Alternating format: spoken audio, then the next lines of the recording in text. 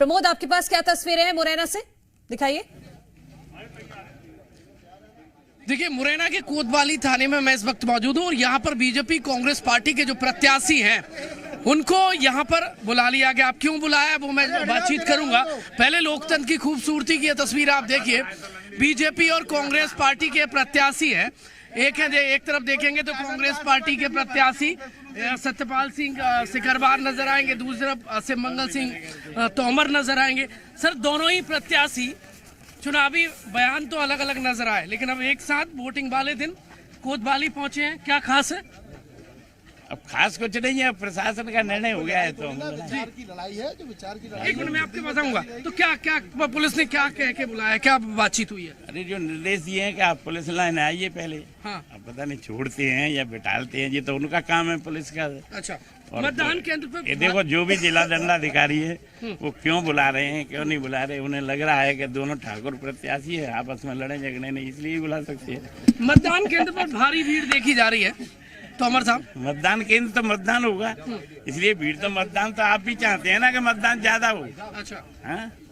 सत्यपाल जी मुस्कुरा रहे हैं। मैं तो सदैव मुस्कुराता रहता हूँ। मुस्कुराहट की वजह यह है कि अच्छे से चुनाव हो जाए, बस कोई वैसी दो ठाकुर एक फ्रेम में नजर आ रहे हैं। रजत, नहीं, दोनों को एक साथ दिखा दो। देखिए, विचार की लड़ाई है। मैंने कहा व्यक्तिगत हमारी कोई लड़ाई नहीं है, और ये देश दुनिया में मुझे लगता है व्यक्तिगत लड़ाई होनी भी नहीं चाहिए। विचार की लड़ाई है, उनके अपने विचार हैं, हमारे अलग विचार हैं। विचारों को लेकर पार्टी क्या आप दोनों ने वोटिंग कर दी क्या? मैं तो नहीं गया हूँ, चूंकि मेरा गांव यहाँ से काफी दूर है। ये अनुमति लेके फिर मैं जाने वाला हूं। आपने कर दी वोट? हम तो वोट करें। एक बार दिखा दीजिए, उंगली दिखा दीजिए। रजत, दिखा दीजिए। मैं जी दिखा देता हूँ। मैं वोटिंग भी दिखा दी। वोटिंग वाले दिन विक्ट्री। Yes sir. अच्छा, चलो अपन चले। सब जगह ऑल इज वेल है। All is well. ये सत्यपाल सिंह सिकरवार हैं, कांग्रेस पार्टी के प्रत्याशी और बीजेपी प्रत्याशी से मैं बातचीत कर रहा था। एक फ्रेम में दो अलग अलग पॉलिटिकल पार्टी के जो कैंडिडेट हैं उनकी तस्वीर मैं आपको दिखा रहा हूं। और ये तस्वीर आप देखिए, आपको एसपी नजर आएंगे मुरैना के सैलन चौहान। कानून व्यवस्था बरकरार रहे, लिहाजा इसलिए बुलाया गया होगा। आईपीएस अधिकारी की अपनी व्यवस्था होती है और कानून व्यवस्था के लिहाज से संभवतः बुलाया गया होगा। ये लाइव तस्वीर में आपको दिखा रहा हूँ। सर, दोनों कैंडिडेट को बुलाया गया है, क्या खास है? क्या कानून व्यवस्था के लिहाज से? दोनों ने, तीनों कैंडिडेट्स हैं जो मेजर पार्टी के कैंडिडेट्स हैं, सभी को बुलाया है यहाँ पे।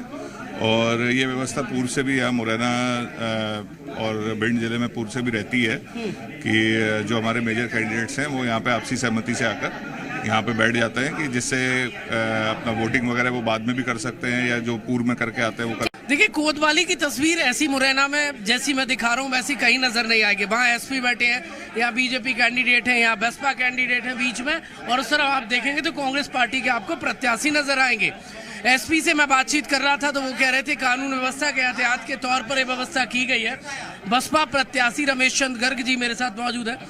सर, जो आप अंदेशा जाहिर कर रहे थे कि पुलिस बुला लेगी, बुला लिया कोतवाली थाने में? देखो, मैं तो अपने जीवन का पहला चुनाव लड़ रहा हूँ। मुझे तो चुनावी प्रक्रिया ही नहीं मालूम क्या होती है। मेरे पास तो शाम को एसपी साहब का फोन आ गया था कि आपको सुबह पुलिस लाइन में आना है, तो मैं अपने आ गया पुलिस लाइन में। अब मालूम पड़ेगी काहे के लिए बुलाया, मेरे को तो मालूम नहीं काहे के लिए बुलाया। चुनाव कैसे होगा फिर? अब जी तो अगाली जी समझते हैं ना कि चुनाव प्रबंधन को कौन देगा, ये हमको यहाँ बैठा लेंगे। तो वैसे मेरा चुनाव जनता लड़ रही है। अच्छा, और इस मैसेज के बाद तो जनता और खुल के आ जाएगी सड़क पे। गर्ग नहीं लड़ रहे हैं, जनता लड़ रही है। जनता लड़ रही, जनता। तिलक लगा लिया है, मंदिर घूमा है क्या? मंदिरों में भगवान के अपनी अर्जी लगाया है। क्या दिख रहा है? वोटर तो शहर में मैंने देखा मतदान केंद्र पर बड़ी भीड़ दिखी। नहीं, अभी मैं कुछ मतदान केंद्रों पे होके आया तो मेरे को तो उतनी लंबी लाइन नहीं दिखी सुबह सुबह। हाँ। मेरे को तो लाइन कम दिखी, जिस स्पीड से निकलना चाहिए था उस स्पीड से नहीं निकलता देखा अभी।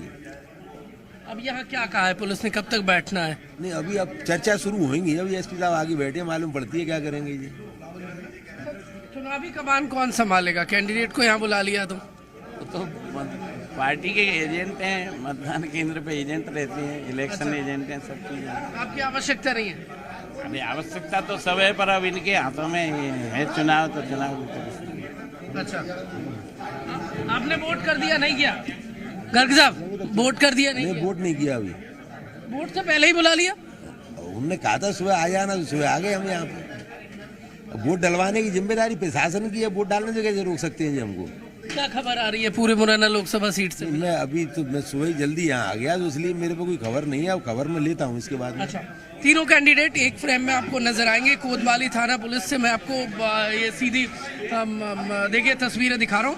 पहले नंबर पर है बीजेपी प्रत्याशी सिमंगल सिंह तोमर, दूसरे नंबर पर बसपा प्रत्याशी रमेश चंद गर्ग और तीसरे पर कांग्रेस पार्टी के प्रत्याशी सत्यपाल सिंह सिकरवार आपको नजर आएंगे। पुलिस ने तीनों कैंडिडेट को कंट्रोल रूम में बुलाया है और यहाँ पर बातचीत करेगी पुलिस, ताकि मुरैना जो लोकसभा सीट है, जो बहुत संवेदनशील लोकसभा सीट कही जाती है, यहाँ पर शांतिपूर्वक मतदान हुई। आप देखेंगे तीनों के चेहरे जो हैं वो ब्लश करते नजर आ रहे हैं। और 2 दिन पहले तक बयानों वाले बवाल हमें दिख रहे थे प्रचार के दौरान, लेकिन अब आप देखेंगे तो जो ये एक सुचिता वाली पॉलिटिक्स हमें मुरैना में देखने को नजर आ रही है। हाँ बिल्कुल प्रमोद, और ऐसी तस्वीरें बहुत विरले ही दिखाई देती हैं, लेकिन ये सुरक्षा व्यवस्था के लिहाज से ये कदम प्रशासन की तरफ से उठाया गया है कि सभी प्रत्याशियों को फिलहाल बुलाया गया है कोतवाली थाने में, ताकि किसी भी तरह की कोई दिक्कत ना हो, सबको समझाइश भी दी जाएगी और जो प्रोसेस होता है चुनाव आयोग का वो प्रशासन की तरफ से इसको फॉलो किया जा रहा है।